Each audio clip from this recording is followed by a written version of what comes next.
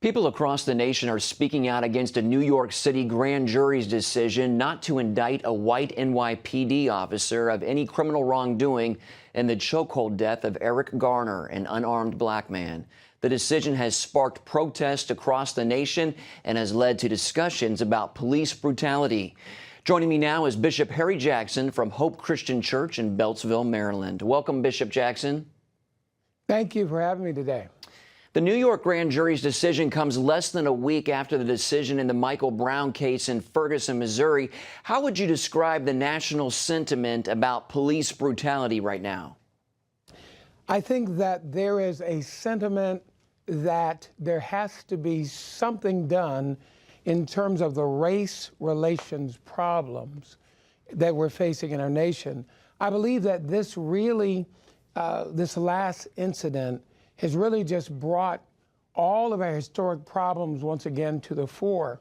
But I want to warn your audience today that I don't think that blacks are saying all whites are racist and this is a sign of manifest racism in New York or in St. Louis, the Ferguson area. What they are basically saying is it's time for us to address this problem. Many are feeling that these incidents were off base, that something should be done, but many more are saying that this history of the increasing crime rate in the black community, increasing black lives being lost, has got to stop somehow. And right now, the only thing that many people see to do that expresses their internal personal sentiments is to go out, protest, and rally.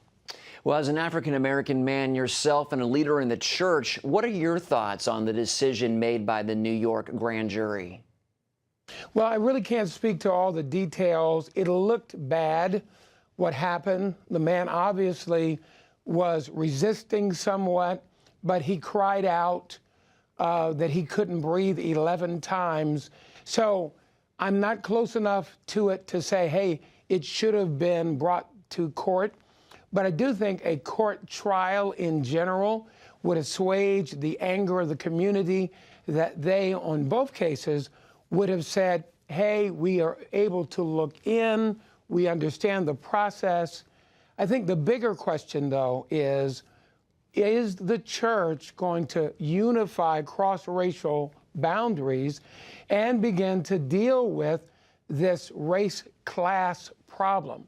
Poverty, lack of education, violence in black communities are things that can be solved by the church creating an economic development educational front and campaign. And so in Ferguson area, they have something called Bridges to Peace that they're initiating. And in a few weeks, there's going to be a huge rally that's going to initiate racial reconciliation that will have ongoing implications for the future. And when I spoke with you about the situation in Ferguson, I believe it was last week, you know, we talked about the church taking the lead as far as in bringing about racial unity. Obviously, this latest case in New York points to that again. What else can the church do to take a lead when it comes to racial unity? Well, I think there are four specific things that people in the greater St. Louis area are thinking. Number one, there has to be some kind of engagement process where blacks and other minorities are given the opportunity to vote, serve on juries, to interact in terms of the law, to select councilmen and policemen and all their officials. Number two, there has to be practical strategies to alleviate generational poverty. In Ferguson and St. Louis, you have people living at the poverty level and below of about a third of that community. Nearly 41% of the people have a high school diploma or they dropped out of school. So there are going to have to be practical steps that the whole church has got to be involved in. Third, prayer, prayer, prayer.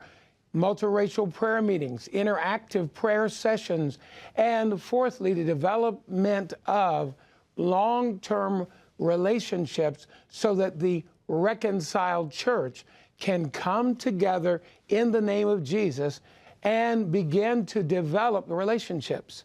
In a divided society, only the church can model unity, or only the church can be what Martin Luther King Jr. called the beloved society, the beloved community.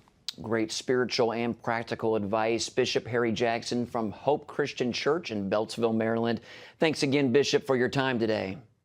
Thank you for having me.